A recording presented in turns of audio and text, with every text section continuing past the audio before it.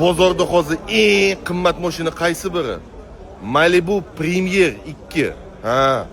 Mana sizlarga 22-yil ishlab chiqarilgan, texpasport 23 mayda turibdi. 8000 probeglar bilan kraskalar top-toza, o'sha aytganimdek Premier Malibu 39000 so'rashyapti akamiz.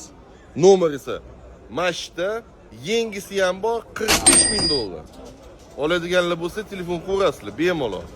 Yana bitta Premier 2022-yil ishlab chiqarilgan 32000 probeglar bilan kraskalari hamma yog'i top-toza, 31000 taqalgani. Bir oy oldin shu mashina 27000 turardi. Ha. Yesicho mamni ham nomer mashta, telefon qo'yasizlar. Ha, aytgancha. Men bu ham bor, u ham 22-yil.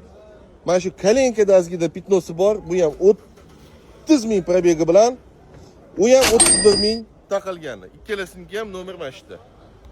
Yana bitta Premier 21-yil 62000 probeglar bilan shumkasi bor, zona riska plyonkasi bor. Mana shu parokdazgina kraskasi bor. Lekin narxi nima dedingiz?